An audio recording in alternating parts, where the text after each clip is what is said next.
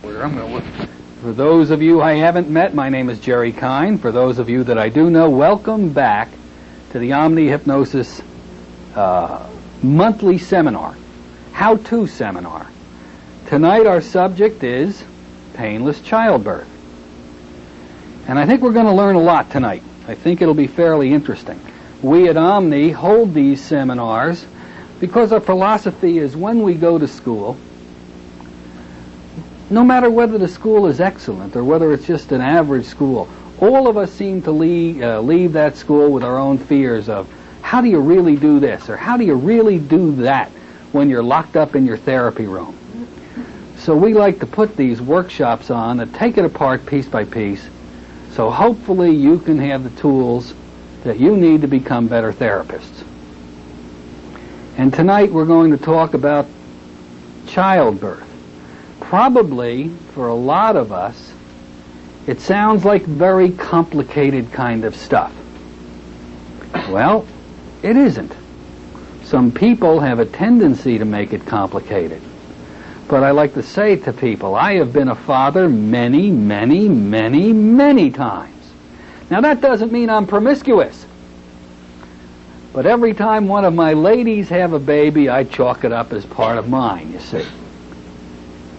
Out of all the women that I've trained in painless childbirth over the years, I think I've had one failure.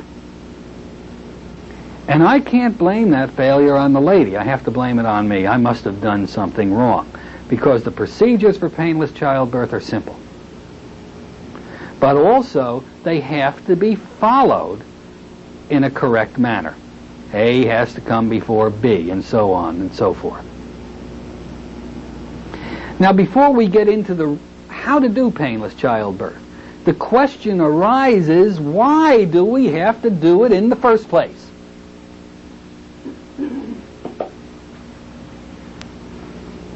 Women, as we became educated, see, education is a two-edged sword. There are uneducated, pockets of uneducated women left in the world. Now, that doesn't mean they're not intelligent. It just means they've never had any structured or formal education, who were never, ever, ever taught that it hurts to have a baby. During the Second World War, I remember talking to my uncle. He said he was in China. And in China, he used to watch the ladies come out of the rice paddies along those dikes that they had separating the rice paddies. They'd squat down, have their baby, rest for 4 or 5 minutes, get up, and go back to work. We have stories of physicians and others explorers in different parts of Africa that report the same situation. And when you think about it, when you let your existing programming put on hold for a moment or two, think about it. God or nature, whatever your belief systems, has given women the physical capability of having a child. Now, we've evolved to such a point that I find it very difficult to believe, especially since my working with so many women, that this physical body of yours were given to you to cause you pain and discomfort. It's been my philosophy, childbirth is a very natural function. Now, I know you ladies who have had children and it's caused you great discomfort. At this point, have a tendency to look at me askew, if you will, and say to yourself, well, what could he possibly know about having a baby? He's a man.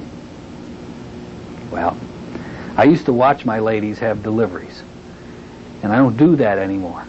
But back in those days, to see the beautiful expressions of calm and serenity on their faces, to watch that child be born without that stress and tension, I almost have to say that I've been through more childbirths than most of you ladies in here, I'm certain of.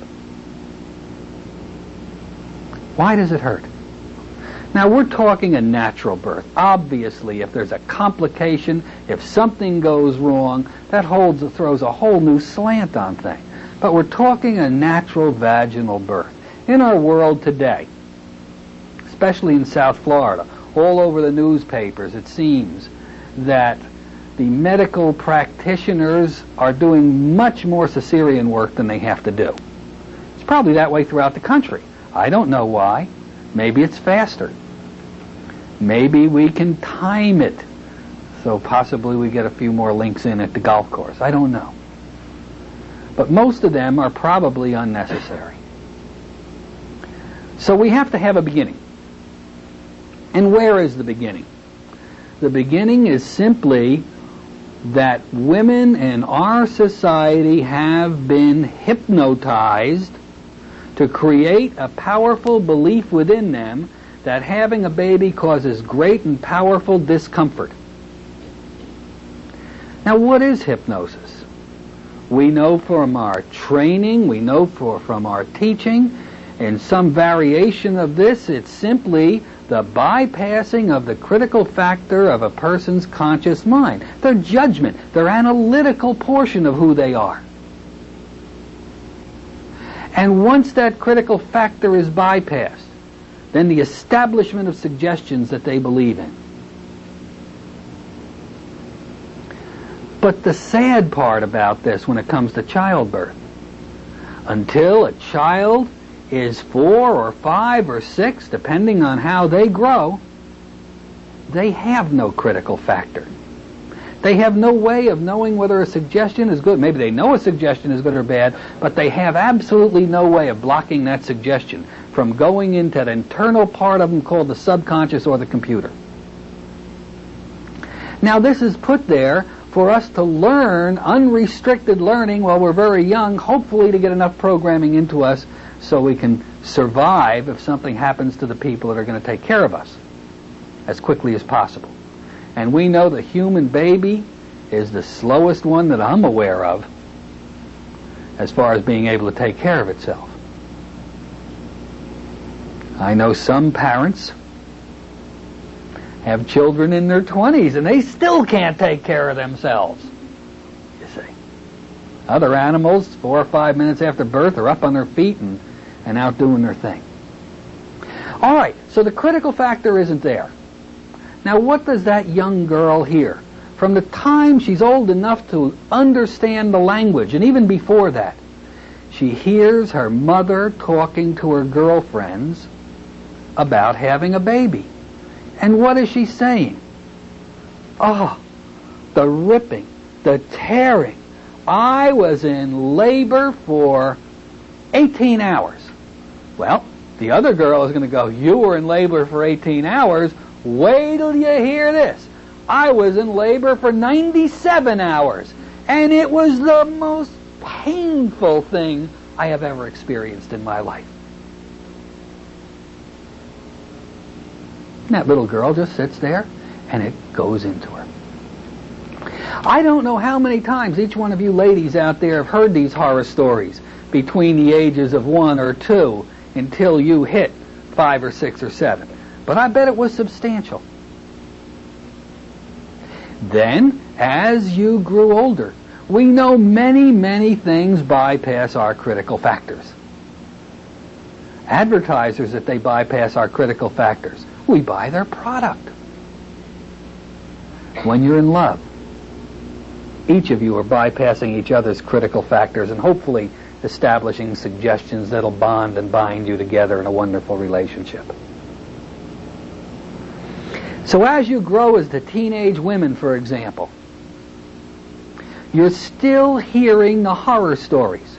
Now, the only difference here is, if you hear those horror stories from, let's say, a girl in her 20s that you look up to, somebody special, that girl bypasses your critical factor. Whatever she says about having that baby just compounds what's already been put in there. Now, we all understand the law of compounding. We know that the first suggestion given to a person is weak. The second suggestion, even though it may be different, strengthens that first suggestion. The third suggestion strengthens the first one, then the second one. Over the years, you have been compounded so powerfully that having a baby is the most uncomfortable thing that's ever going to happen to you. that programming is enormously persuasive. So then you get later up in the years of high school, or maybe into college, into the childbearing time. Do you love that word, childbearing time? Now your girlfriends who have had babies are laying the horror stories on you. And you're going, oh, wow, I don't need this. So from the time of birth, the woman in the United States of America and your other educated countries have been programmed, have been hypnotized over and over and over again to the average of 20.3 years that having a child is the most brutal, painful, ripping, tearing experience that any woman could ever have.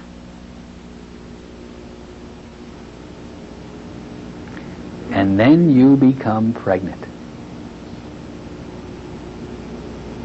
You're gonna have a baby. Yeah. What does a woman feel when she's going to have a baby? Well, at that point, she's excited. If she wants to be pregnant, it's a wonderful blessing. I mean, there's other things. If you didn't want to become pregnant and all of a sudden you find yourself in that kind of a soup, there's other emotions that you feel. But let's just take, it's really a great thing. And your family is going to be blessed with a new and wonderful life. And you're set for 9 months of pleasure. Now, I can't even describe this, but only feelings that a woman can feel of a new and beautiful life growing inside of her. Every day is exciting, wonderful. But many, many times throughout that 9-month gestation period, you are going to find other women who will gladly relate to you the horror stories of their pregnancy. Huh! I was sick for 9 months. I was sick for 6 months. It was the most miserable time of my life. A lot of women, right after they hear that, they get sick for 6 months. Oh, Gladys, you're going to have a baby? You should know what I went through. And of course, because you're pregnant, when you talk to a, in quote, experienced woman who's already been through it, again, the critical factor becomes bypassed, and new and exciting horror stories are programmed into your subconscious mind. So it's a two-edged sword at this point. It's a time of feeling wonderful about being a woman, with all those special things that only you can feel. And it's also an addition of horror stories. Then what happens? 9 months is over, and all of a sudden, it's your time. After all of this programming, here comes the first,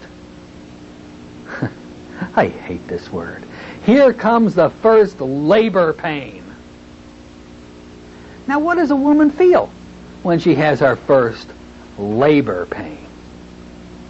Do you think she feels this way? Oh boy, I am now in for the most wonderful, relaxing, and loving experience of my life. This is gonna be beautiful. Not after all that old programming, I think not. I think what most women feel are, uh-oh, here comes the terror. Here comes what everybody told me about.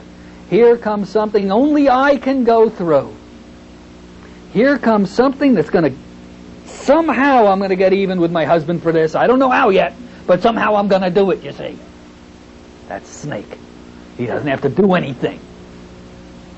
He'll be in the bar across the street and they told the doctor, call me when it's over, you see.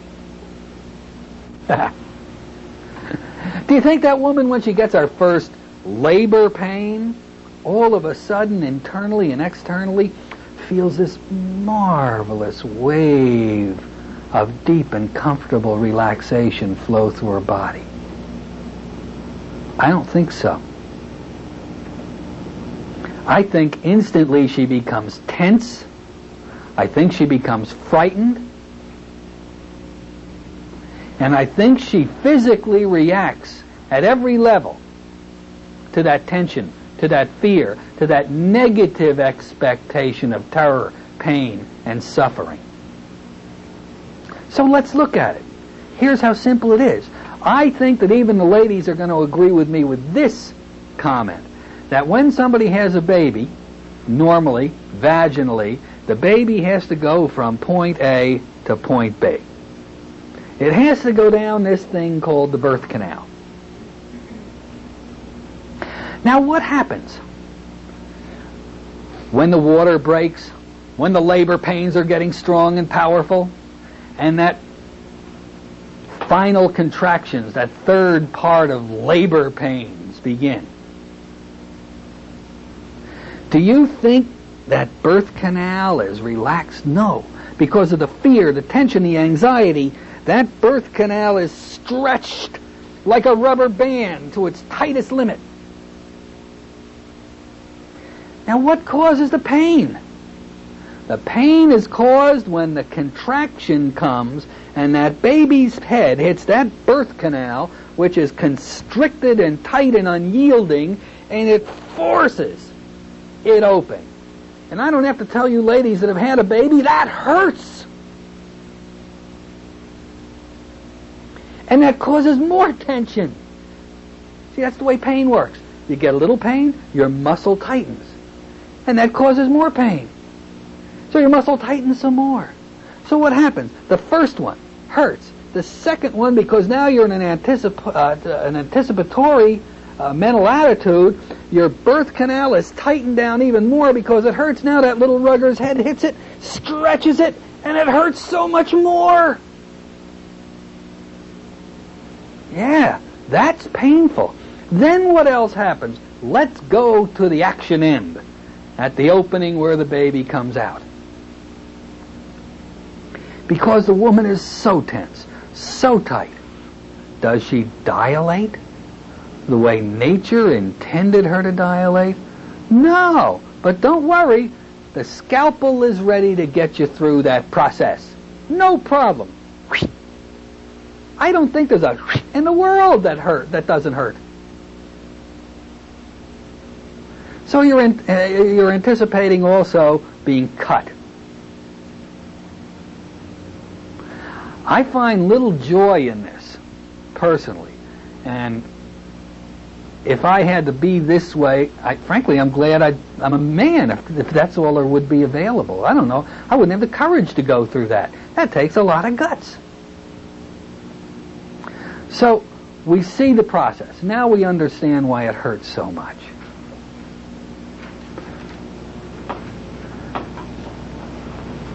My last lady that I worked with in childbirth, no, I'm sorry, it was 3 ladies ago. It's happened so fast lately. 3 ladies ago. She had her birth, her first baby, and went through all this terror. And I'm using her words in describing the process. When she had her second baby after being trained in childbirth, she began her contractions. Her husband took her into the car and headed for the hospital. They got a block and a half. She says, "Sweetheart, go home." They got home. She had the baby on their living room floor, laughing, giggling, thought it was the funniest thing that ever happened. They called emergency medical service. They came. She didn't want to go to the hospital, but she was going to breastfeed, and of course they had to take the baby in to check it out, make sure it was okay. She said to me, "Jerry, I will never ever have a baby on my living room rug again." I said, "Why? Was it unpleasant?" She goes, "Oh no, I had a wonderful time. I mean, this was like night and day compared to my first baby." I said, "Why?" Then she says, "I got a white rug." So enough said about that. I wonder what would happen. And I cast this out to you. I wonder what would happen if a little girl, from the time she was able to understand, was programmed by her mother, her girlfriends, by her doctor. Doctors bypass our critical factor, don't they? that having a child is the most warm, loving experience that any woman can ever experience. That it's so relaxing, so joyful, and so peaceful. That it really is one of those complete beauties that a woman can look forward to in life.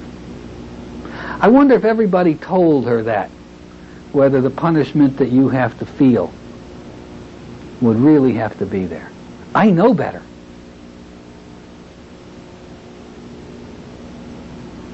Now let's look at what else the woman gets programmed with. At the untruths that a woman gets programmed with. Those natural, warm, loving contractions that gently push that child down the birth canal. What are they called? Well, our medical people have given those contractions the title labor pains. Interesting word, isn't it? Now, again, you back it up. How many times have you heard the word labor pains from the time you were 1 year old until the day it came for you to go into labor? Thousands of times. And each time you heard that, it bypassed your critical factor and became more of a belief system. Then it got worse. You see, you weren't punished enough.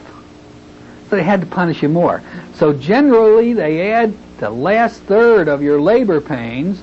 And you ladies know what they call that part of it? If you don't know, I'll tell you. Hard labor pains.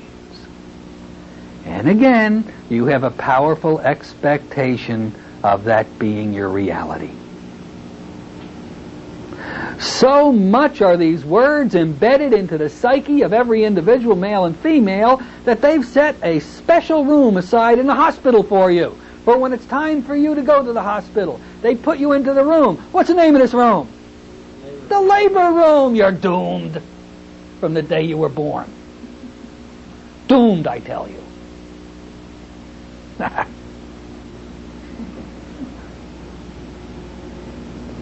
Yeah. It's a ghastly trick that's been pressed on every woman in this country. Wait a minute. Wait a minute. It gets better.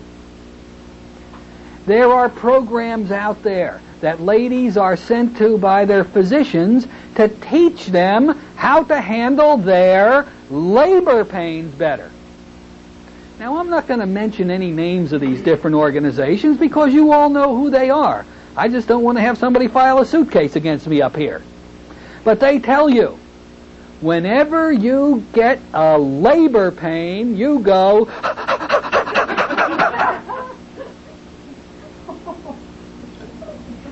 Is that the silliest thing you've ever heard in your life? Now, even if you had to go... if they would only change their semantics. You know you're a professional hypnotherapist. You know you live and die by semantics. If they would only say, whenever you feel those beautiful, soft contractions, you go. It'd work a lot better, and even that would be a crude way to do it.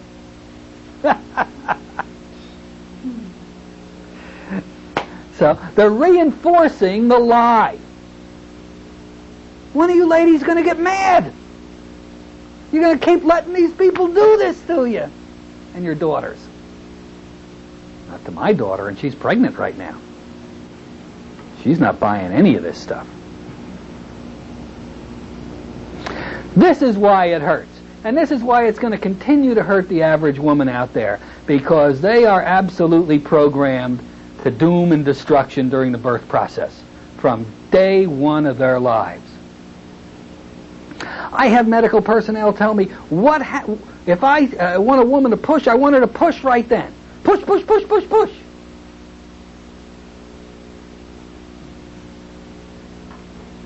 Do you know there are women who, for one reason, due to chemicals or accidents, who have been put into a coma, who were pregnant?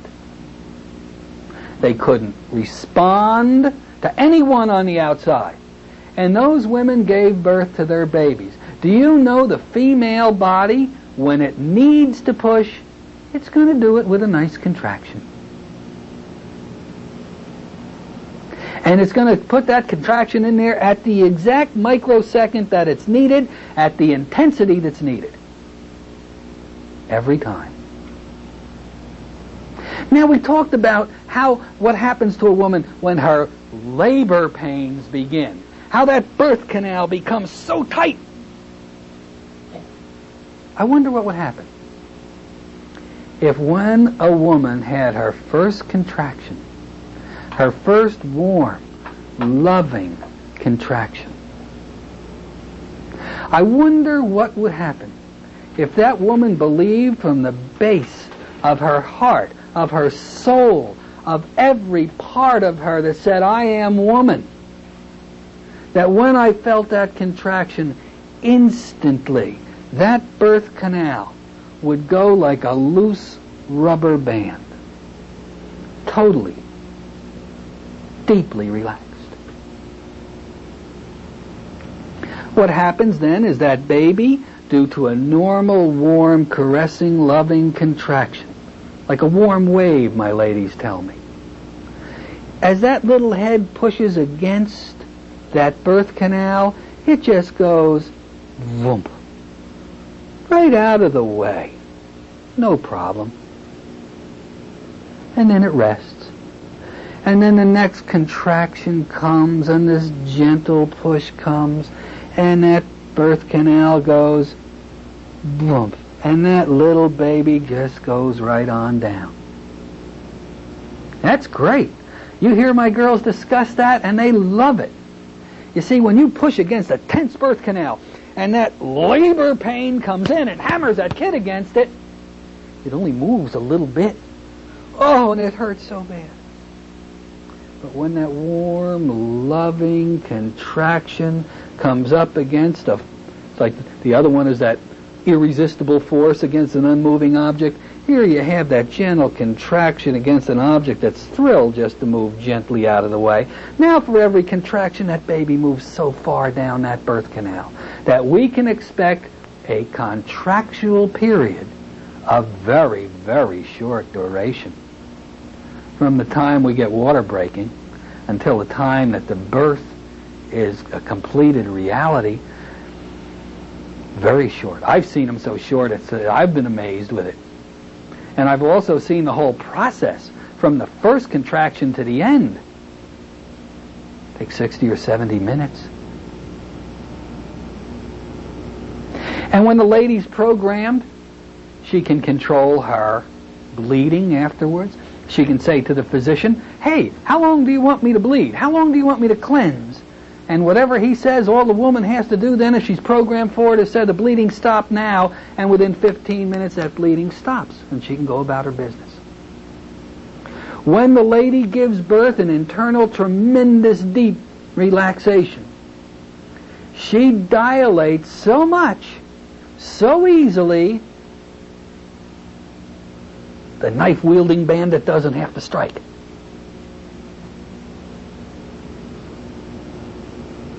So there doesn't have to be stitches and all this discomfort. That's neat. That's the way it should be, isn't it? Okay. I think all of us here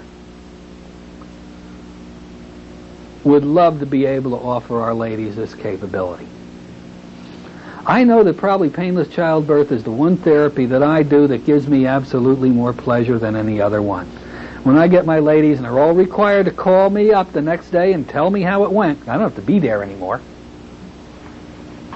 And when they relate to me the stories, I just have more fun. I just feel like a daddy all over again.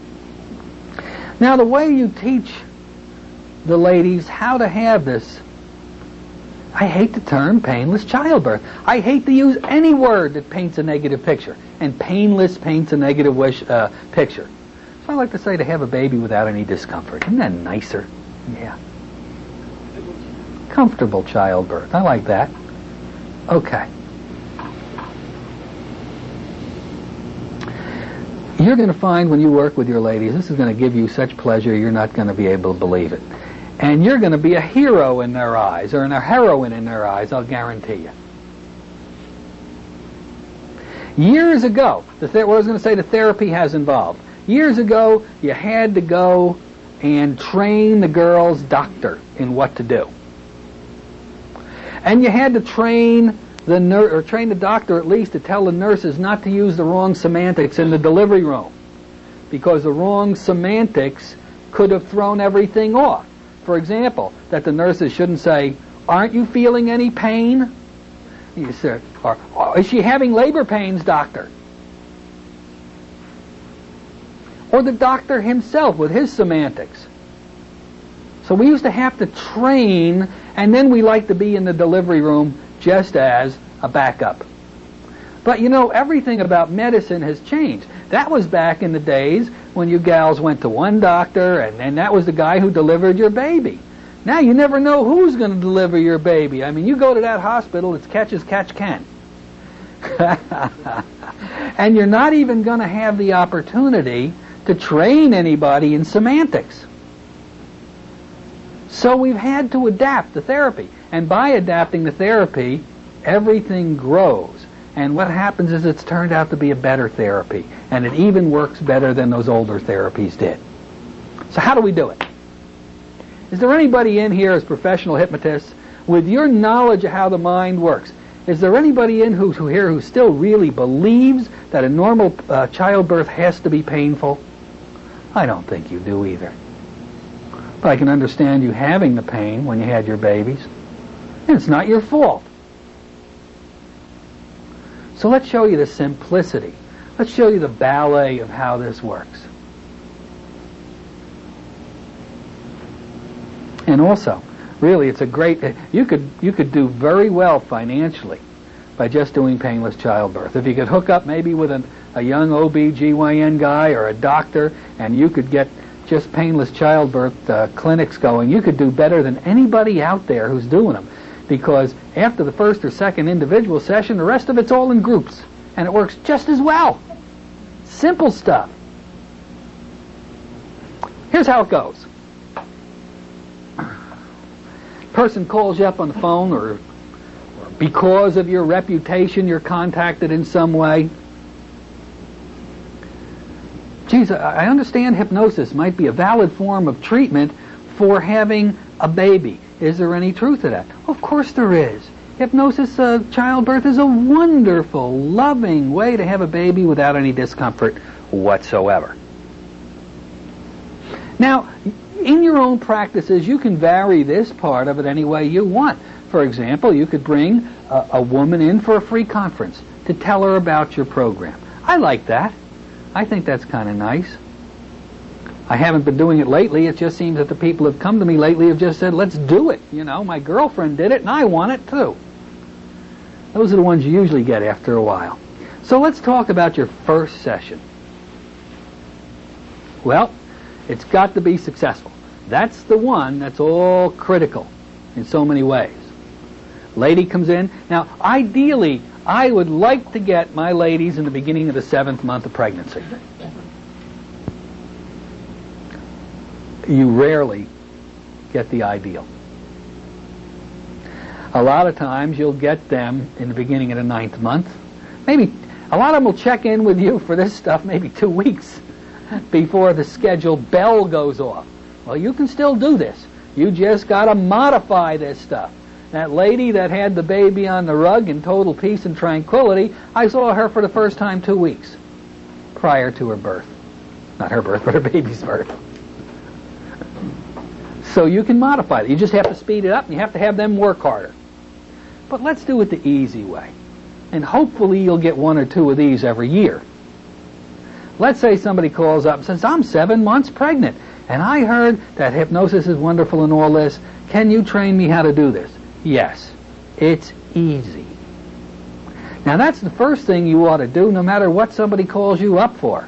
I don't care what it is. It can be the most difficult problem on the planet. Say, yes, it's easy. Start programming your folks right off the top when you pick up that telephone. I'll talk about how much I charge a little bit later, because fees are totally different all over the country. and fees are really different within your own city. So what you charge is what you have to live with. My fee generally is $100 a session. Some people charge by the hour. Some people are $50. It bounces all over. Whatever you charge is what you charge. So I generally set them up for the first session, which is the most important in many ways. Now, in the first session, they show up at my office, frightened, nervous, apprehensive, all those wonderful feelings, completely programmed by those old programmings of labor pains, tearing, ripping, agony, and all the other stuff. They look at me, because they generally know somebody I've worked with, as kind of like their savior. It's a nice feeling, you see, when they look at you like that. Makes you work hard, too, because that's a reputation you want to maintain. Now, what I do, and in your offices you do something similar, but it must be done no matter what we do in hypnosis. And I do it on my videotape, and that's the pre-talk. Before I even talk to anybody, they watch my videotape. Now, we all know that anybody goes into hypnosis instantly, beautifully, and deeply, providing they want to, and they don't have any fears or misconceptions about what hypnosis is. So in my office, they watch a videotape. It just makes it easier. In your office, you may sit and talk to them about it. Now, after they've seen the pre-talk, I come in. I introduce myself. Now, already they know me, because they've watched me for a half an hour on video. And you know the psychological value of that television set. You know the value is, if you're on television, you must be an authority. If you're on television, it must be true. If you're on television, you must be important. You see. So when you walk into that room, into that office, you already have rapport. They feel good about you. They already know you. And now you sit down to them and you basically talk in generalities. How are you? Hello. How long you been pregnant? And this is going to be a wonderful, exciting time for you. A little blithering. Anybody know the difference between blithering and blathering? You blither to one, you blather to a lot. You see, you blather in groups. So just a little general conversation. Then what you have to do is what I've just done with you, is explain to the woman why, historically, it's hurt to have a baby. Give her this knowledge. See if you can get her angry about what the people in this world have done to guarantee her powerful suffering. And I've seen ladies get mad. How can they do that to me? Now they know why it hurts. In that, you're also doing what I just did, explaining to them, if they have deep internal feelings of calm, relaxation, serenity, if we have programmed completely out of their minds the words labor and labor pains, that it's a beautiful, comfortable, and loving experience. Now they have the knowledge of what has to be done. Now the fun time begins. Then what I do with them, and again, this will vary because you do your hypnosis differently than I do. You're a totally different person. You feel comfortable doing certain things, I feel comfortable doing certain other things. But what you want to do now is give them a taste of hypnosis. You don't want to do anything that has to do with painless childbirth right now. All you want them to do is have a little taste of it. Now, the way I do that, for a very important reason, because I'm going to give them a very special tape at the end of that session. Now, the tape is going to have an induction on the front side. So I train them in that induction. Now, those of you who know me know that I am extremely fond of the Dave Ellman induction. And the reason I'm fond of that induction is because it works and strives within itself using powerful fractionation built-in techniques for the somnambulistic state. And if you don't get it completely, you're so close to it, it's better off than any other place. Now, you may say, okay, that's you, Jerry, but I like a fractional relaxation induction. Fine, I'm not here to argue inductions tonight. But on the front of my tape I'm going to give them has a modified Dave Ellman induction. So I happen to feel very comfortable that as they use this tape at home, they're going to go into somnambulism very, very quickly. And that's where the success of this technique hinges on. We must have the somnambulistic state.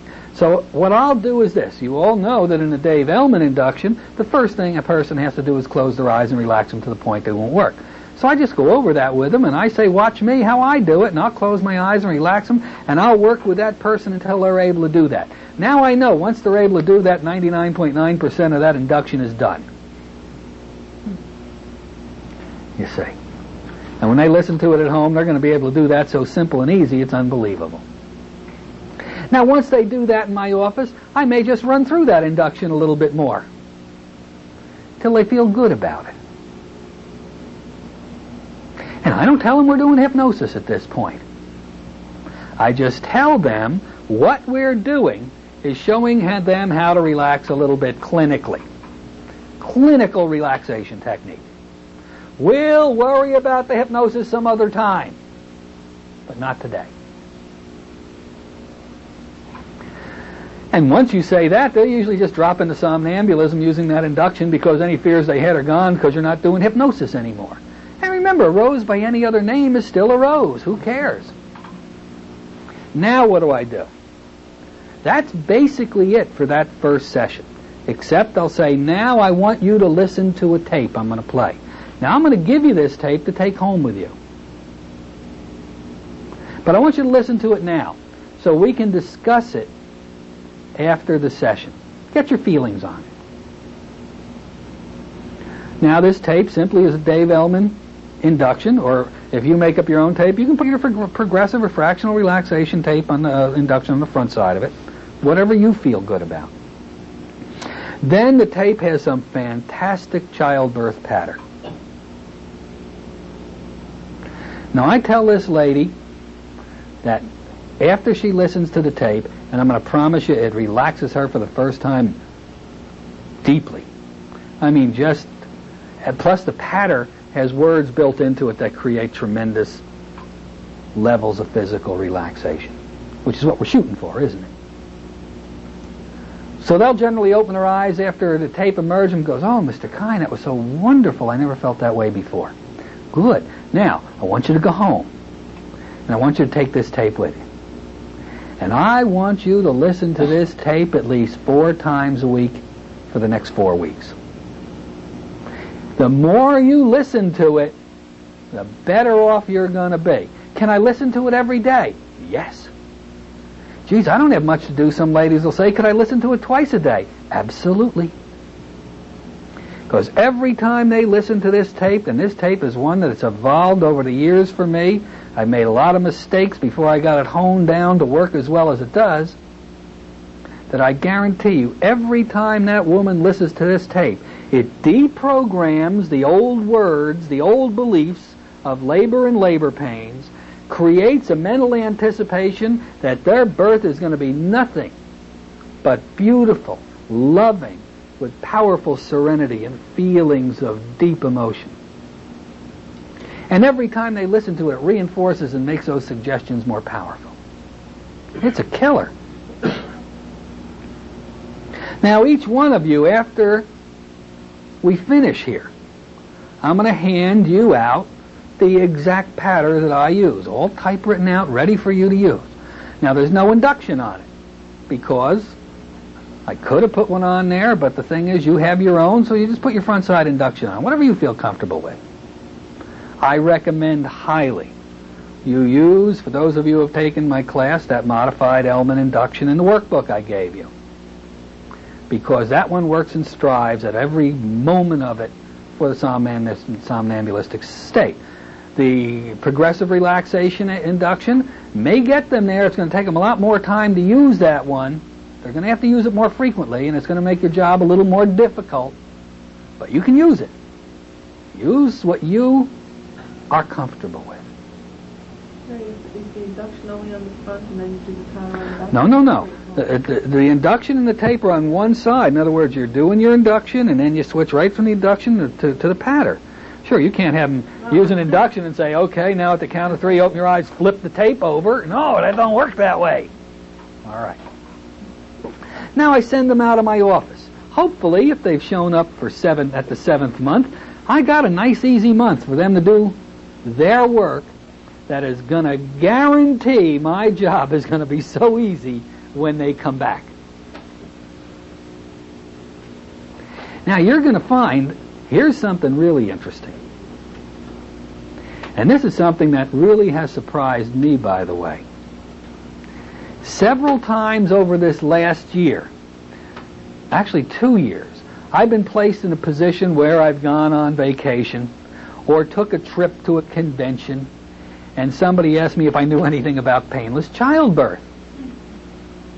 So I said, well, yeah, but I'm here for a night. What am I going to do for you, you say? So I always carry my tapes with me. I'll say, here, listen to this tape.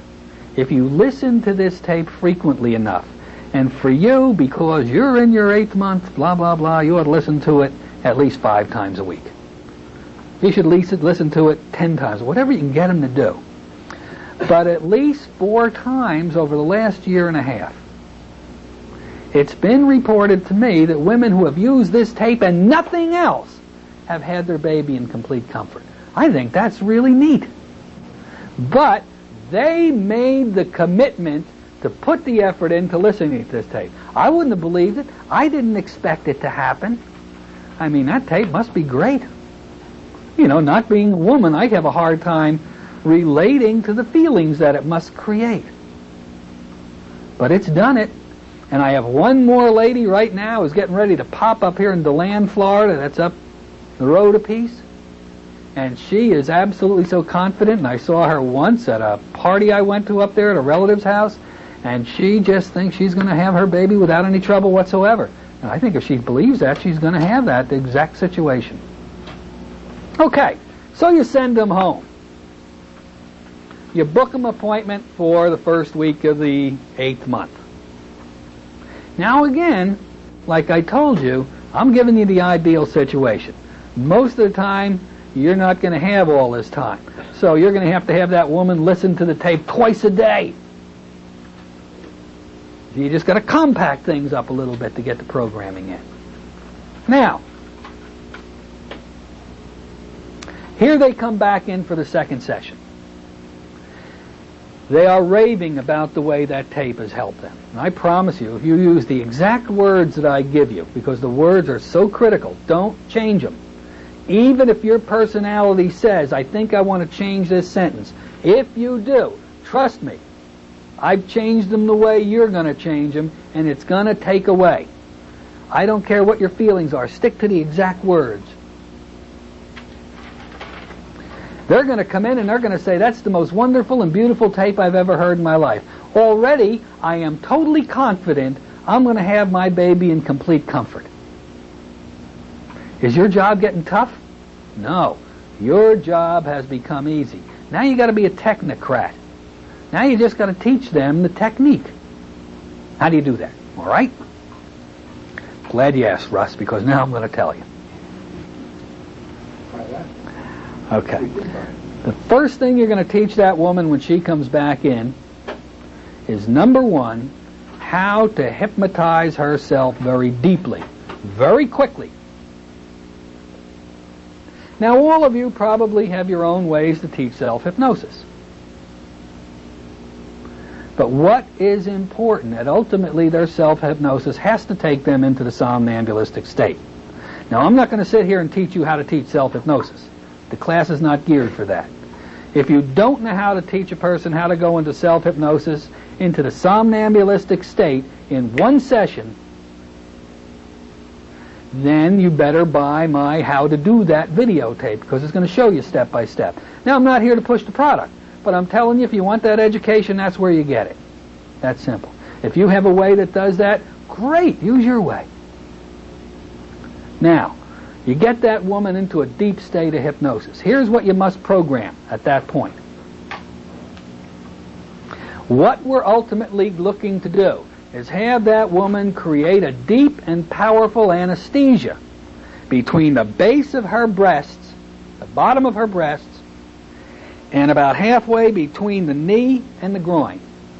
From here to here, we want totally anesthetized.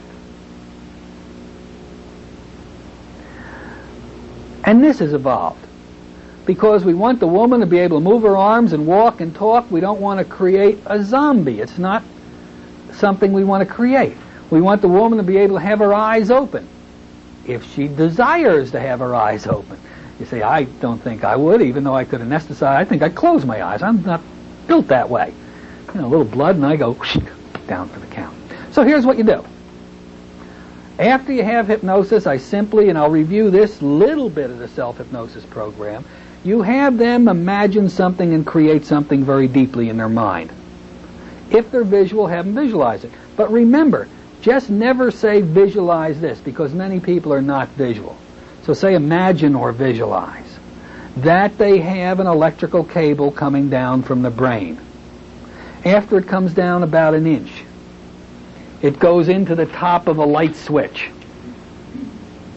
Brain, electrical cable, light switch. After it comes out of the light switch, the jack of the cable opens and hundreds of little tiny wires flow from that cable. And they flow to every muscle, nerve, and fiber in your body. Then I tell the woman this.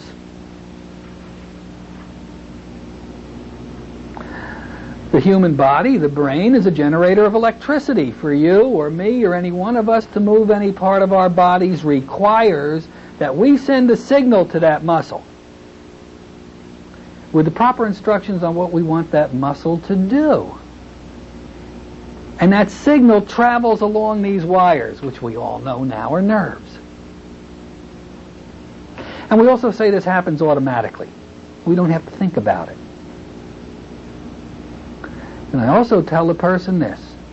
But we all know someone, or may have known somebody, or heard of somebody who has had a tragic accident, maybe like a diving accident or an automobile accident, that in that particular case has damaged those nerves in the area of the neck so badly that the electricity from the brain couldn't get past that damage. And those people became paralyzed for the rest of their lives. I tell them, forget that. You're not going to become paralyzed. That's not part of it. But in a moment, I'm going to ask you to move this light switch from the on to the off position. When you move it to the off position, I want you to accept this suggestion that you voluntarily block all electrical current from your brain to any muscle in your body. Instantly, every muscle not needed for your continued survival goes totally dormant, unable to move no matter how hard you may try. And I compound those suggestions. I repeat them, in other words. I tell them it's absolutely critical that they accept this. But then you say this.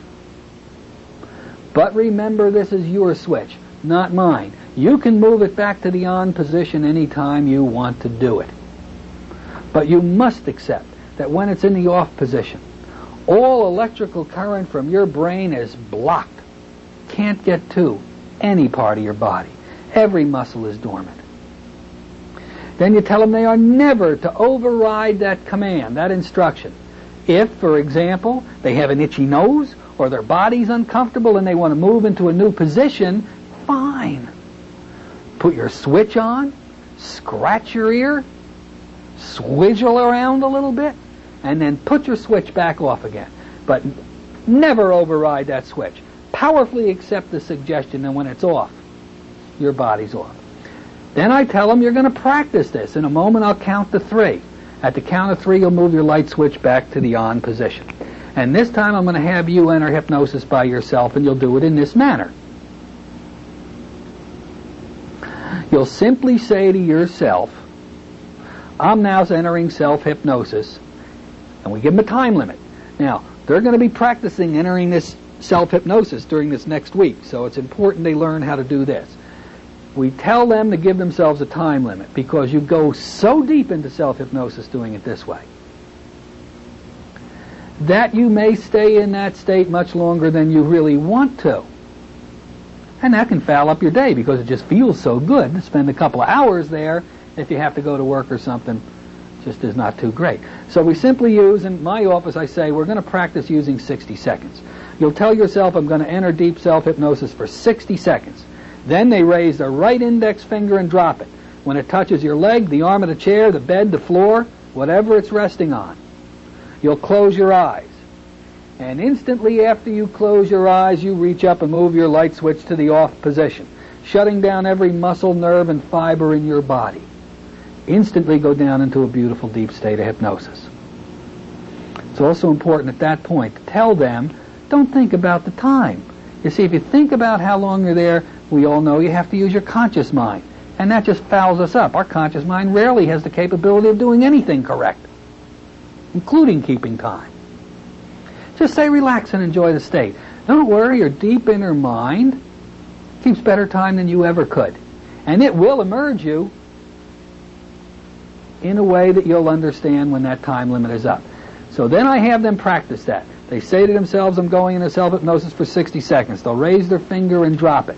They'll drop into hypnosis, and if their time is off, I help them. I correct them with it a little bit. I'll say, no, you were too long. This time your subconscious will shorten it. Or you were too short. Your subconscious mind this time will lengthen it until it's exactly 60 seconds. It takes them about 3 times to get it right.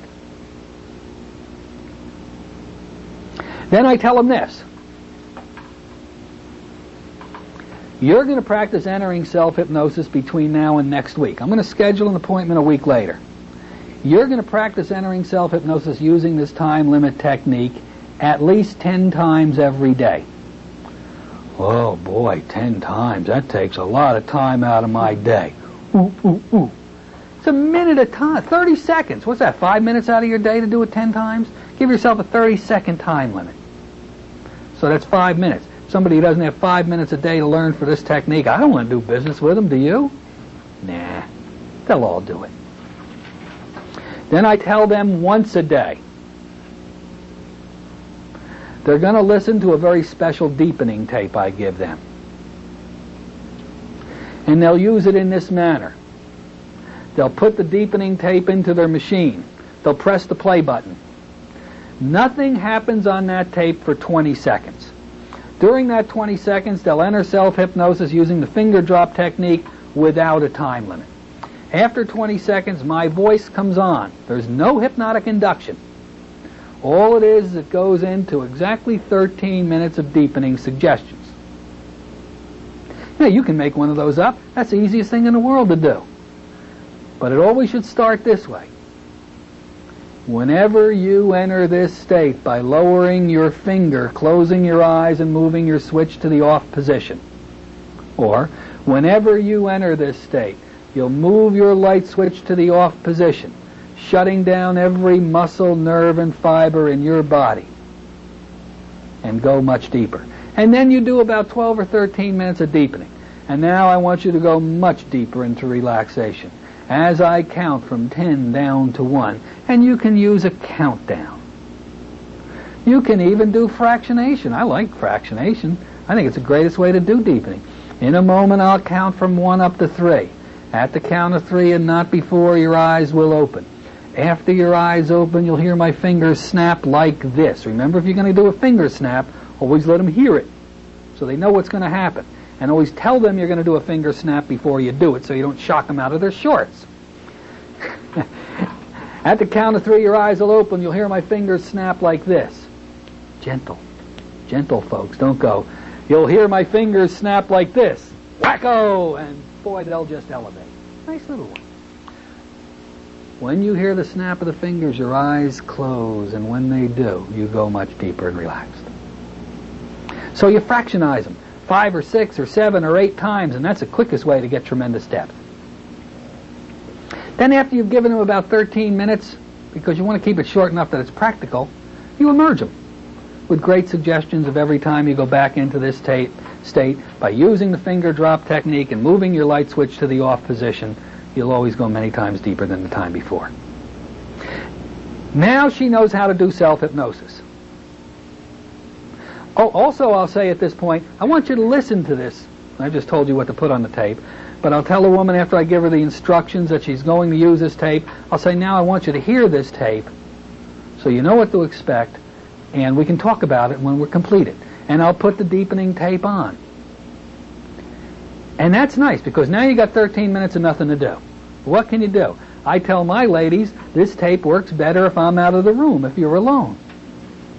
So I'll leave the room, but I'll be back well before it's over. And I will. I'll come back in 10 minutes. So now I'm out of the room for 10 minutes. I can go potty, or I can have a cup of coffee, or I can call my mother. Check in. You know how mommies are. And I can do whatever I want to do for 10 minutes. Then I go back in. They're many, many times deeper than they were before. Then I emerge them with these suggestions after they're emerged. I'll say, now you're going to go home, and you're going to practice entering hypnosis like this, using the finger drop time limit technique 10 times a day, and you're going to listen to your deepening tape once a day. And I'll see you next week. Let me back it up. Then I'll put them at that point back into hypnosis. I'll let them put themselves into hypnosis. Now comes the most important part. Because teaching them this technique is very, very simple, and the whole start to finish. This session, by the way, that I'm doing takes about 2 hours, this first real hypnosis session. The first hour I've really gone through everything and taught them how to hypnotize themselves beautifully. Now I go into the patter portion of it. I simply say to the woman this, now I'm going to tell you a story. Maybe your mother used to tell you a story when you were a little girl when you went to bed. So just think that that's what I'm going to do for you now. Now in hypnosis I recount how they got programmed to the belief that having a baby is uncomfortable. Then I say to them this, from this moment on, you have new and powerful understanding of the reality. So from this moment on in your life, should you ever hear anyone, whether it's your mother, your husband, the doctor, or a nurse, ever use the word labor or labor pains in your present, instantly it's going to generate within you a deep and powerful feeling of internal relaxation, peace, and tranquility. Also, you may feel sorry for those individuals, that they're still hung up on those words that are going to cause them so much discomfort. And I compound that. I'll repeat that 3 or 4 more times. Then I give them this general suggestion. When it's time for you to begin your warm, loving, peaceful, tranquil contraction period, the first contraction you have, immediately, you're going to feel that you're about to enter the most enjoyable, loving experience of your life. That first contraction alone will stimulate within you deep and powerful feelings of calm, serenity. Feelings of you're entering the most beautiful experience and loving experience a woman could ever feel. As the contractions continue, it generates even deeper feelings of calm, tranquil relaxation within you. And I repeat over and over again those things. Now I'll say this to the woman. Watch. I told you whenever you heard those terrible painted words, it would make you feel calmer, more relaxed, and more in control. Listen carefully and tell me instantly what you feel after I say these words. Get ready now. Labor pains. What do you feel? Oh, I feel so calm. And I feel you're a little stupid. Yeah, and that's exactly what I want her to feel. Now we've got the base programming in. Now again, I send her home. She's got her instructions. Now a week later she comes back. By this time, dropping into self-hypnosis using the finger drop time limit technique 10 times a day, and actually the ladies are going to do it more, and using that deepening tape at least once a day, they drop into hypnosis on their own so far, so deep into hypnosis, they're someplace between Uranus and the planet Mongo. Now they drop into hypnosis. They come in, how are you? Have you been practicing? Yeah. Let me see how well you've been doing. Drop into hypnosis without a time limit. Move your light switch off. I'm going to test and see if you've done your homework, young lady. Boom, they drop in. Now you try to trick them. See, if they've really learned a technique, you're not going to trick them. They may trick you, but you're not going to trick them. You give them a moment or two to get into the state, to get the light switch off, and you say, now I'm going to test you to make sure that light switch is off. You give them a little bit there. Try to lift your right leg. And of course, if the switch is off, they can't lift the right leg. Try to lift your left leg, and it doesn't move. Try to lift your right arm. Doesn't move. Now the trick. Pause for a second. Then all of a sudden you drop the word try and you say, open your eyes. Forcefully. Now, if that switch is off, I don't care. They can't open their eyes. But what you'll see is this. Open your eyes. And you go, ha ha, I got you. You didn't have your switch off. She said, yeah, I put it back on, open my eyes, because it sounded like you really wanted them open that time. Well, they're still doing everything right, aren't they? They decided to move that switch on, but they didn't open their eyes until they moved the switch on. So they've been completely successful at learning the technique, and almost every one of them will. If they don't, if they lift their leg, they haven't practiced hard enough.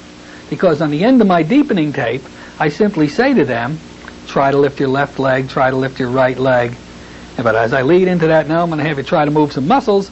If you're really allowing deep relaxation, no matter how hard you try, they're just going to remain quiet and dormant, unable to move because your switch is off. And you lift your right leg. So they've been practicing with this at home. So you have the failures in this are enormously rare. All right, now they're successful. Now what you have is a blob with a belly. A cadaver with a belly. Bloop. Yeah.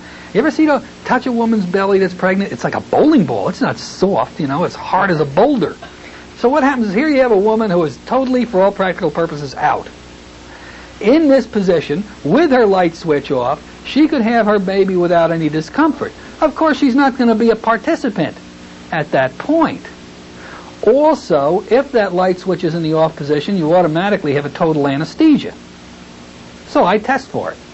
The next thing I'll do is an anesthesia test. I'll say to the woman, now in this state, if you have your light switch off, and I know you do, you have a natural state of anesthesia. Even if she doesn't, I'm now creating it through suggestion.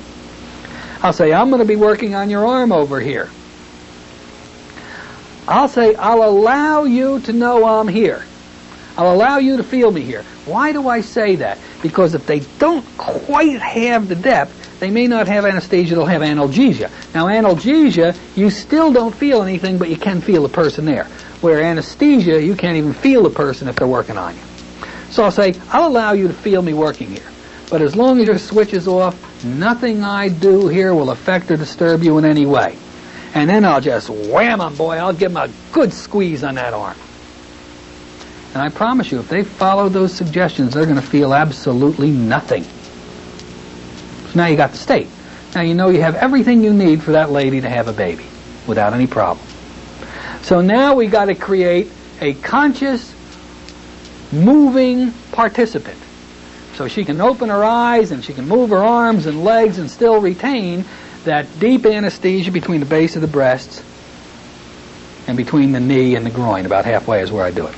I'll say, okay, you've done beautiful. Now here's what we're going to do. We're going to create a new position on your light switch. Let's call it the center or the middle position. In a moment, I'm going to ask you to move your light switch to this center position. Now let me explain to you what happens when you do. When you move it up to the center position, a certain amount of electricity is going to be allowed to flow through that switch to go through your body. But this is a different electrical electrical current. I tell them at that point because now the switch acts as a filter of electrical current. You know that normal electrical current, we all know this if we have any knowledge of electricity at all, has a waveform of of peaks and lows and highs, and it's choppy in its course. But as it goes through this filter switch, oh, that electrical flow is soft and gentle and soothing. And when that electricity flows through your body, it just even makes you feel so good and relaxed. But when you move that light switch to the center position, it only allows that electrical current to flow into those parts of your body above the base of your breasts, up and below this part, and I'll touch the woman here because I asked her permission ahead of time, between this part and your foot on both legs. In between, beneath the base of your breasts and here, remains totally, absolutely dormant and completely anesthetized. Now when I tell you to, move your light switch up to this new position. Do not open your eyes until I ask you to, even though you'll be fully able to talk, wiggle your arms, and walk. But when you move that light switch to the center position, when you feel that electrical current flow to those parts of your body, notice how different it is. Notice how soothing and relaxing it is. Now reach up in your mind, grab hold of that switch, move it up to that center position, and feel that beautiful flow of relaxing current in your body. Now, if you followed my instructions, right now, if I ask you to, you can open your eyes, talk to me, you can walk, but between the base of your breasts and the center of your leg, between your knee and groin, is totally shut down, shut off, completely anesthetized. First, let's make sure that's your reality. Now, I'll take the woman at this point, and I always tell them this ahead of time where I'm going to touch her. I'm going to tell her I'm going to touch her right up here, up in the upper inner thigh. Now, I don't know about you people, but for me, that's one of the most sensitive points of my body. You put a pinch there, and you're going to feel it. And I'll grab hold of that, and I'll just pinch. Now, if they'd accepted that suggestion, you try that on yourself a little later on. You're not going to take much of a pinch there. And you put a heavy pinch on there, and that woman just lays there and shows no expression whatsoever. You know you got it. Then I'll go ahead and I'll pinch them up about here. It's kind of hard to get a grip, but you can get a fingernail onto that meat in there. And I want to feel right up in here, make sure they've got that anesthesia here. Then I'll also take and go around their back. I'll lean over the chair, and I'll come around their back. And as I do, I'll say, all of this part of you is deeply and powerfully anesthetized. And I'll grab, usually with one hand, part of them back in here, and I'll let them have it. And I got to promise you, if they've done their homework, they're not going to feel a thing. Now you say, open your eyes, and they open their eyes. And, of course, they don't have any idea what just transpired. They may know you've been working in a particular place. And they look over, and they'll say, how do you feel? Oh, I feel wonderful. This is great. Then I'll go ahead and I'll do it again. I'll say, now watch, I'll test you, and you're going to have this beautiful anesthesia. And I'll repeat everything I've done. And they're amazed. They're going, are you really pinching me that hard? You say, well, if you want, you can go out and invest in a pair of Alice clamps. I used to have a pair, but somebody stole them on me. And you close an Alice clamp to the second notch. And then you do ask them to close it to the second notch when they're not in hypnosis and watch the subjective change. But we're going to prove it to them anyway.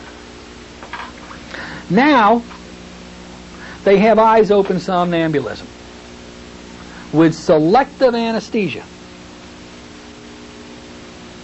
Now you send them home. Basically, you have them now you tell them this. Here's how you enter eyes open hypnosis. And here's how you automatically get this anesthesia. You'll enter hypnosis without a time limit. You'll move your light switch to the off position. Now here's the most important part. You're going to test to make sure that light switch is in the off position, because that's the most critical part of them all. You're going to do that in this manner. You're going to try to open your eyes. You're going to try to lift an arm, or whatever test you choose. When you're satisfied that you cannot do that, then you'll reach up, move your light switch up to the center position. At that point, your eyes will open.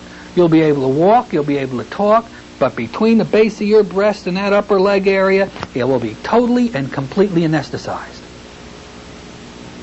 And I want you to practice this for this next week. Now, I don't want you staying, and here's the way you'll come out of this. Here's how you'll emerge. And I only want you to anesthetize yourself for 15 minutes at a time. You'll emerge in this manner. You'll close your eyes. It's the first thing. You'll simply count to the number 3. When you reach the number 3, your light switch will automatically move to the on position, and your eyes will open. You become fully alert, normal in every way. Now they're going to practice that a lot during the next week. Entering eyes open hypnosis, staying there no longer than 15 minutes, and then emerging. Now also during that session, while they're in hypnosis, eyes open or in trance or eyes closed hypnosis, it doesn't matter. I like it at this point giving them suggestion in eyes open hypnosis. While they're anesthetized, I'll say, look at me right here. They always go, what's going to happen next? You say. I'll say, I want you to listen to me very carefully. Now they're in deep hypnosis, even though their eyes are open. I'll say, last time we worked together, we talked about certain things. And those things must become your absolute reality. You can't allow any shadow of doubt come in. At that point, I'll review the creation of the words labor and labor pains. And I'll even get a little tougher. I'll even try to make them more angry about people still trying to program them with those negative words. And I'll compound again whenever they hear those words, labor or labor pains, that instantly they just grow more deeply relaxed. And they feel sorry for the people that still use those terrible words. Then I'll run through what's going to happen with them again when your time comes. And I always like to shake my finger there. It just seems to create more power to the suggestion. When your time comes, you're going to find when you have that first beautiful, warm contraction, those contractions that you know that gently move that baby down that birth canal. When you have that first contraction, inside you're going to go so beautifully relaxed. Now remember, this eyes open self-hypnosis technique for you is a tool. You don't have to use it right away, because even without it, you're just going to become more and more relaxed each time you have this beautiful contraction period. So we're already building it in. Just because their contractions start doesn't mean they have to use their self-hypnosis technique. Then I say, when you're ready, when you feel like you'd like to add hypnosis to it, you'll simply enter eyes open hypnosis the way you've been instructed. And you're going to have your baby in this beautiful state. When you go into the delivery room, the minute you're pushed into that delivery room, just being there gives you a tremendously stronger feeling of tranquility, peacefulness on one hand. On the other hand, a wonderful feeling of positive excitement that you're about to bring a life into this world, that you're about to meet a real person that's been growing inside of you. You're really going to see that person. You're going to have wonderful, positive, thrilling excitement combined with deep feelings of wonderful calm and serenity. Then I emerge them, send them home. Now, if I got the time, I'll see them in 2 weeks.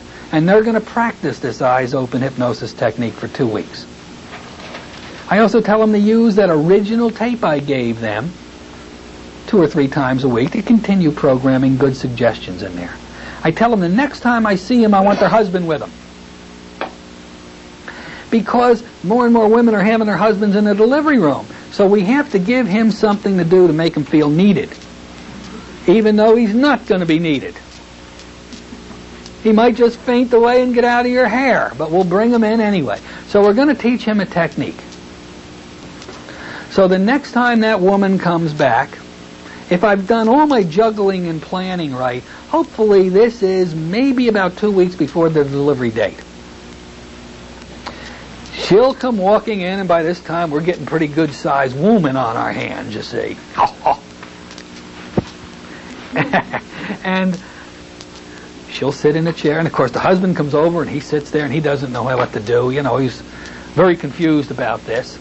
Fourth session. Yeah. 4th session. Then he sits in the chair opposite the wife or wherever the extra chair is in your office, and he watches how I guide the woman into hypnosis by letting her do it by herself, just telling her when to do it. And I get her into eyes closed hypnosis with the switch off, and I say, all right, Now I'm going to condition you with a very powerful post-hypnotic suggestion.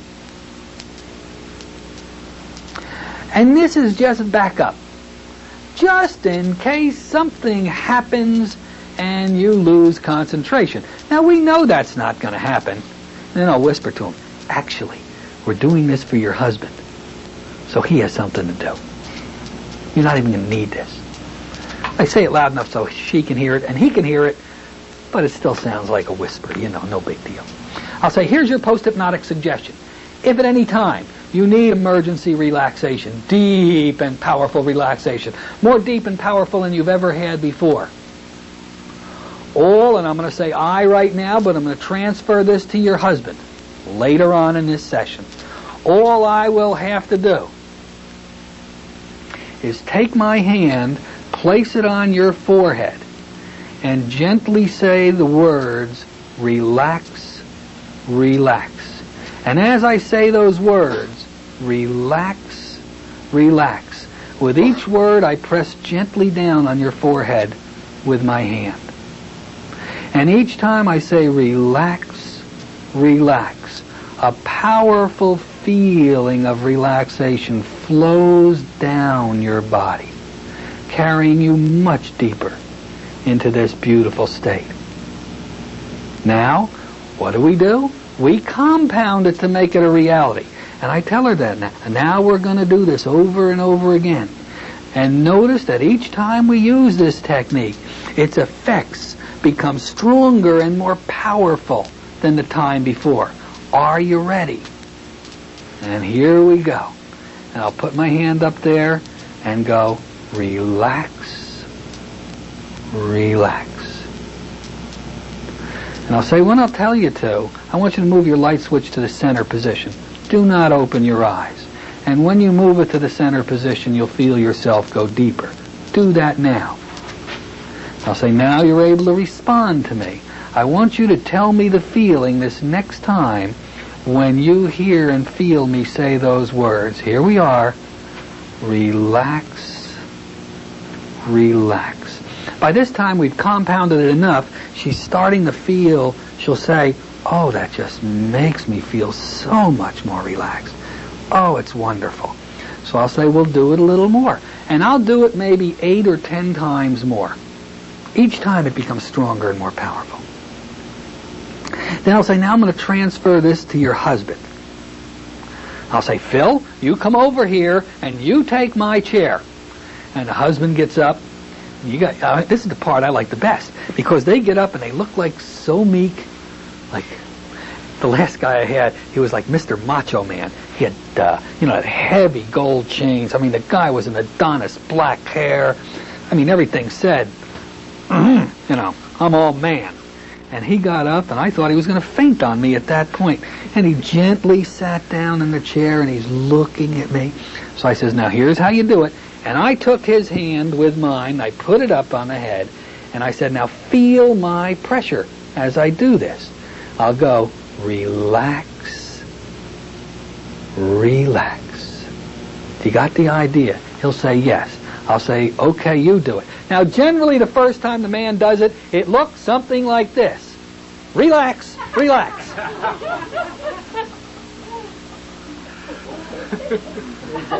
You're going to get him by the throat about this point, you see. You'll say, no. Compassion. Tranquility is the name of the game. This is not like after you score a touchdown. Yeah, you know how they do that. Give me a high five. No. So you walk them through it. They're kind of slow learners at this point. They're a little apprehensive and nervous anyway. They don't want to be in that delivery room. I don't know any man who's ever wanted to be in the delivery room. They'll look at you with an honest face. Yes, honey, I want to be there. They don't want to be there.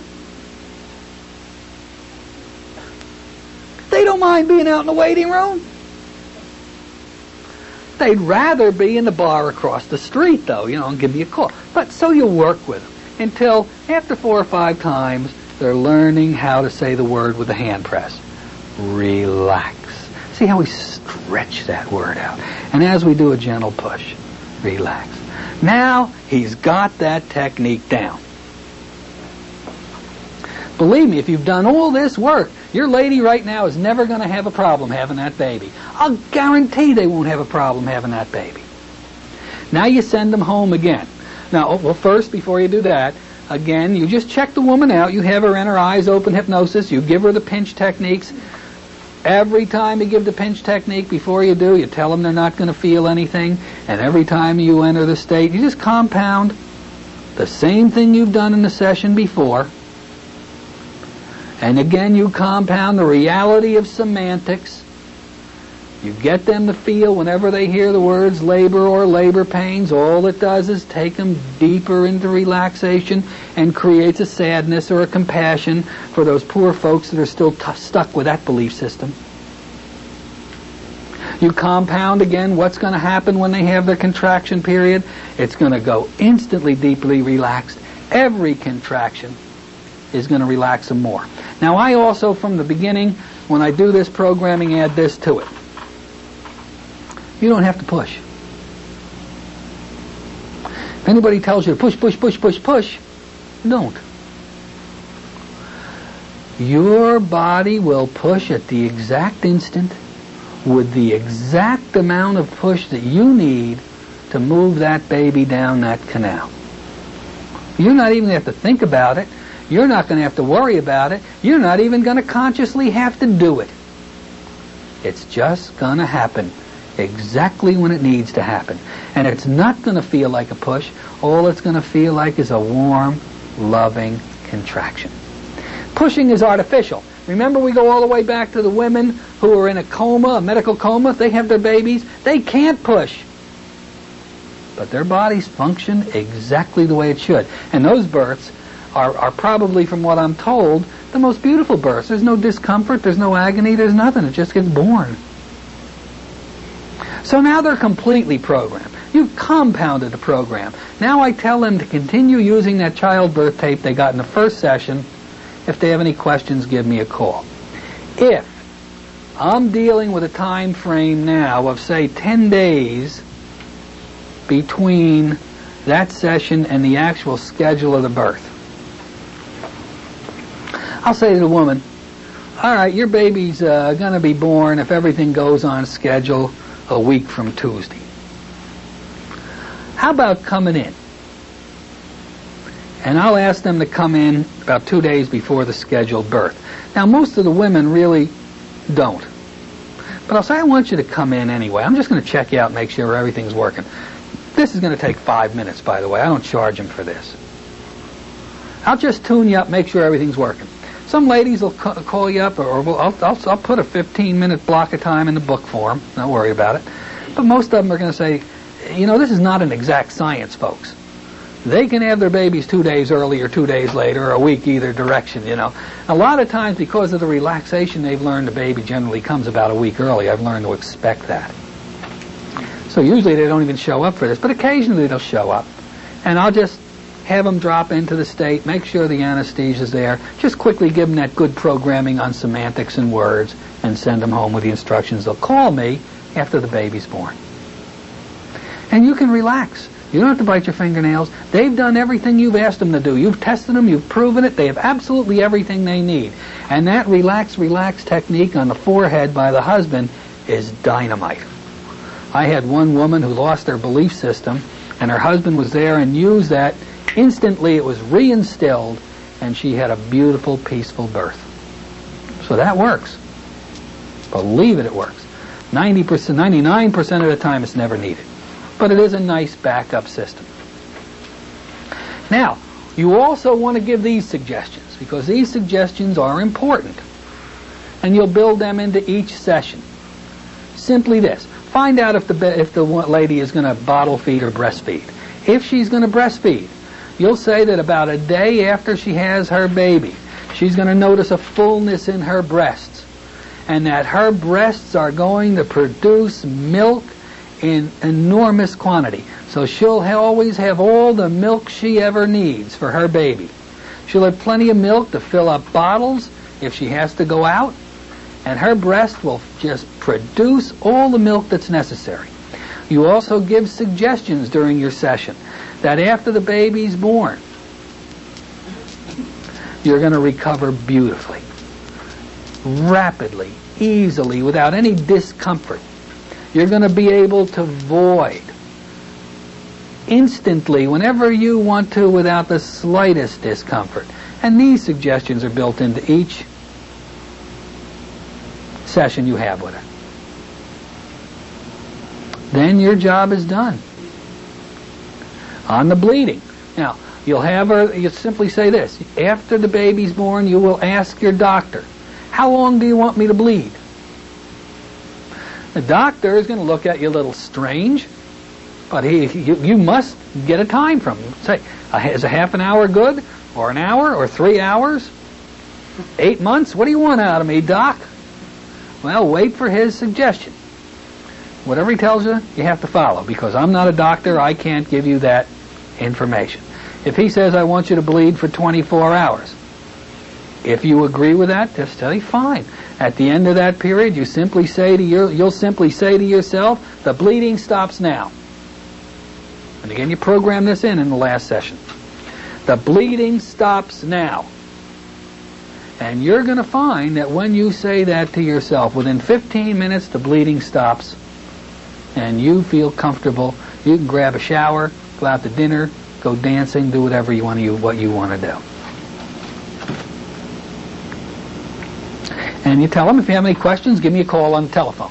And you emerge them, you send the husband and wife home, and you're just not going to hear from them again generally until after the baby's born. You may not even hear from them then. They'll always tell they call you, but a lot of times they'll never call you. You have to call them. Oh yeah, I had my baby 3 weeks ago. It was absolutely marvelous. I owe it all to you. Why didn't you call me? Oh, well, I was so busy, we're going over to mother's house and this and that and showing the thing off. I just forgot. So if you wait for their call, a lot of them will never call you. You don't know what happened. You got to call them after a while. And that's how simple it is. It just takes a little time, a little work, and training. The training is the easiest part, but it must be done. And any lady in this world can have a normal birth without any discomfort whatsoever. Now again, all bets are off if something goes wrong. We have a breech birth, or there's other complication where the umbilical cord maybe is wrapped around the neck. All bets are off here. Generally, if they hold on to the relaxation, they can get through these things very easily. Now also, the same technique is valid for C-sections. There is no variable here other than if they're anesthetized, they are anesthetized. And they can have the C-section just as easily as the vaginal birth. If you know you're going to have a C-section, then you gear your words to that maybe a little bit closer. Say, when your doctor is ready to do the procedure, you never say an operation, you always say the procedure, you're going to find with each one of his words, no matter what they are, you just become more deeply relaxed and more comfortable. And each time the doctor touches you, you feel that somehow you realize you're just becoming more deeply anesthetized than you were a moment before. No problem. C-sections are a breeze with this. The only difference I've found, if you have to have a C-section, most of my women prefer to have their eyes closed during the actual incision process. They like to open their eyes and watch the baby come out, but they're not real awful interested in watching it. Now that's their choice. They can close their eyes or open them. It's their eyes. They have full function with them. And they'll do exactly what they choose to do with it. But you just let them know. If you don't want to watch, you can close your eyes and open them whenever you want to. That's how simple it is. That's the ease of this procedure, and it works every single time. If you teach them that deep level of self-hypnosis, if you teach them that eyes open hypnosis, and of all things, if you teach them the use of that switch, that's what makes it successful. All right. Now let's open this up to questions. John, you had a question. Yeah, is there any way that through hypnosis they can change the baby's position to avoid a C-section? Is there any way that they can change the baby's position through hypnosis? I don't know. I wouldn't discount it. I just don't know how to do it.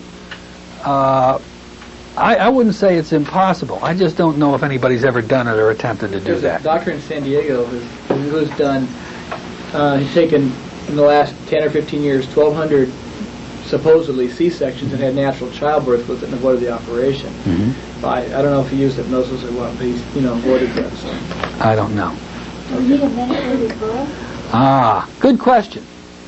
Do we need a medical referral to train ladies for these painless childbirth techniques?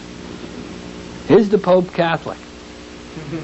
Of course. We're dealing with physicians. We're dealing in hospitals. We must have a medical referral. That woman's doctor must give permission that his lady be trained in this procedure. Absolutely. You will never do any kind of painless childbirth work at all unless you have a medical referral in your file. And generally they're pretty easy to get. When the lady comes to you and says, I'm interested in it, you'll just hand them the referral. Fine, we'll do this work. Take this referral to your physician, have him sign it, and we'll train you in the technique. Very, very few doctors I've ever come up against turn me down for that, or turn the lady down for that. Yes, don't ever do this without good question.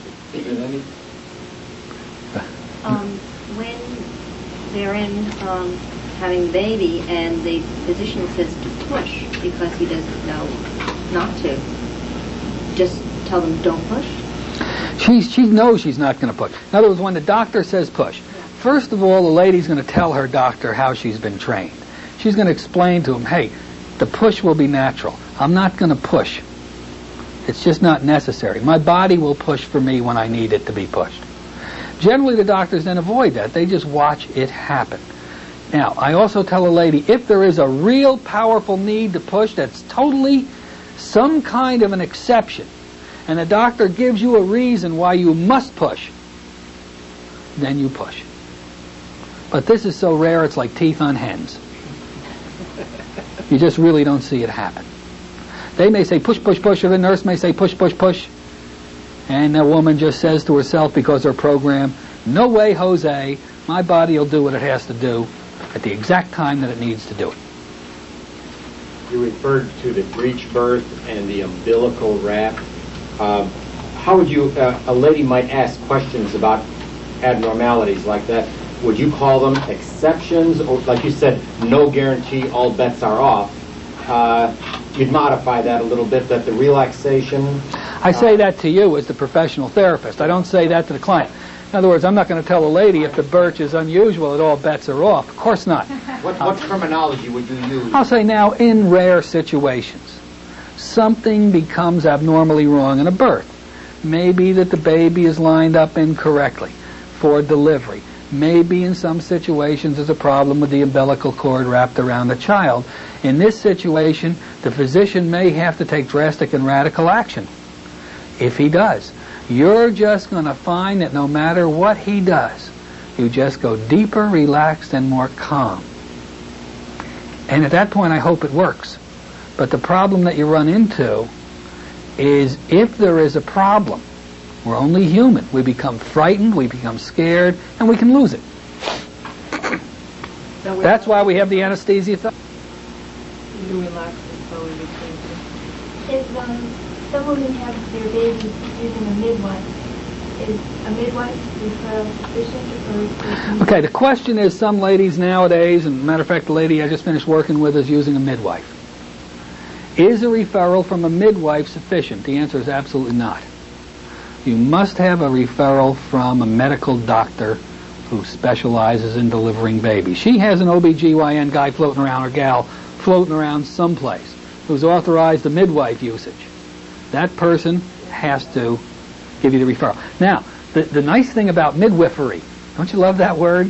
Wifery, I think it's neat, is generally the midwife, I don't know how to phrase this correctly, so let's just say is more sensitive, is more compassionate, and is more understanding than the average medical practitioner.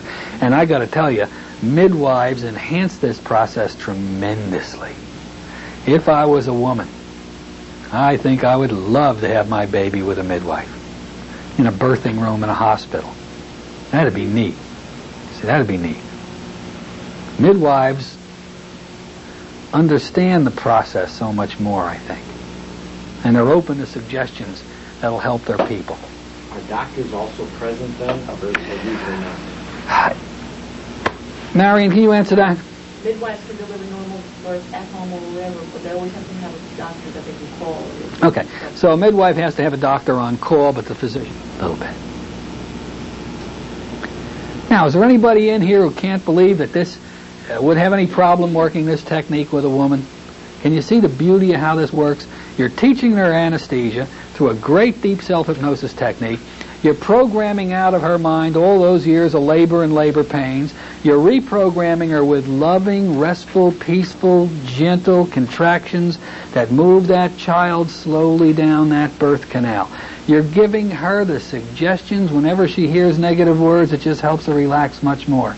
We've even managed to bring the husband in, give him something to do. She's got it all. If you do your work right, and it'll take just a little bit of practice. When you go home, you listen to your tapes or your notes. You put it in a logical order by session for you. And as you work through it once or twice, you just start to go with the flow with this stuff, and it works fantastically.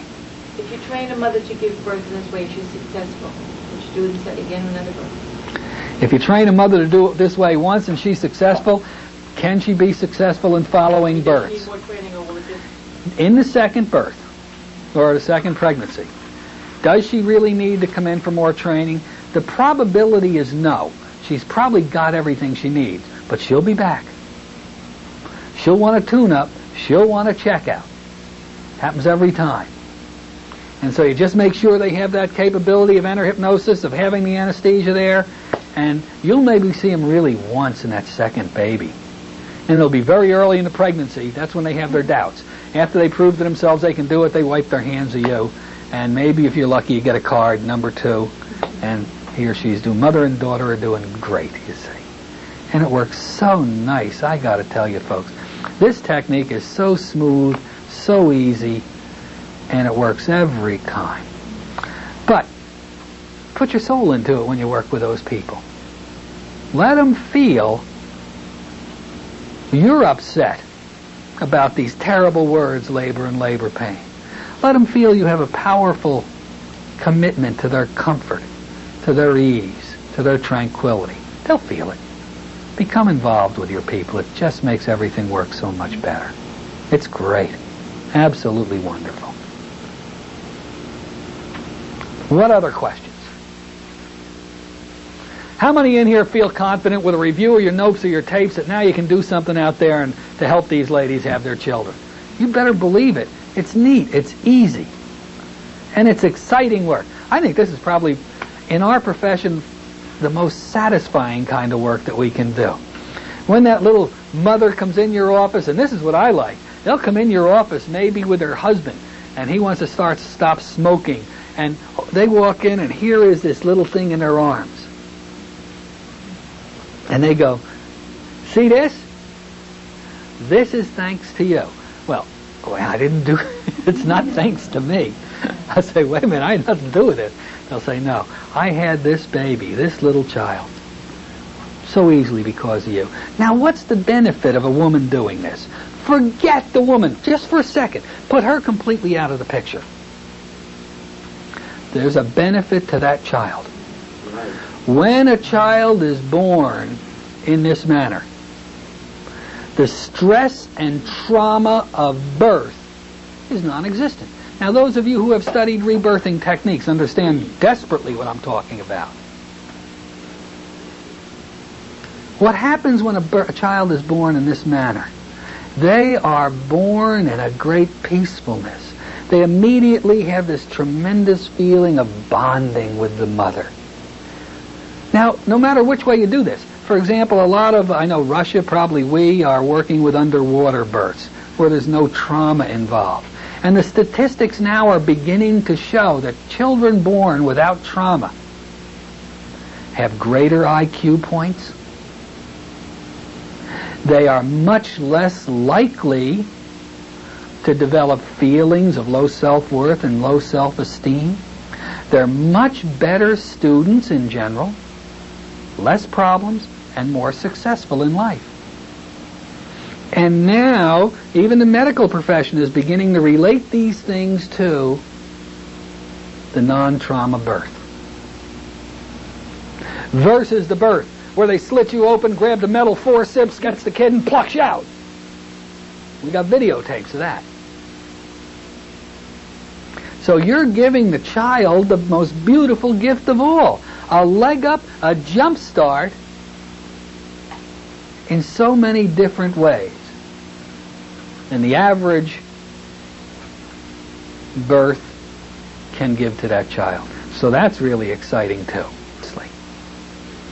Any other questions? All right. In regards to the self-hypnosis, that could be varied and used in any occasion for anything. Oh yeah, yeah. Once they learn the self-hypnosis technique, then you can go ahead and they can use deep self-hypnosis for many things. You can teach them how to program themselves, and that's just other things we teach how to do. But once they have the somnambulistic level of self-hypnosis, man, that's neat. Then they can really have effective change very rapidly in their lives. Just teach them how to program themselves. Of course, you have to know how to do that so that people can get the benefit too. Yeah. All right. No more questions? We'll end this particular phase of the seminar. I hope you've learned something of value here tonight. This is a seminar I always like to give because I consider this to be one of the most important things for us to learn and for us to work with. And I'm excited that you people chose to come out here on a night like this. Well, it's not that bad out tonight, is it? Snowing out, they tell me. On a blistery, snowy light night like this in Fort Lauderdale. Thank you for coming. God bless you. And hopefully we'll see you the next time. Thank you very much.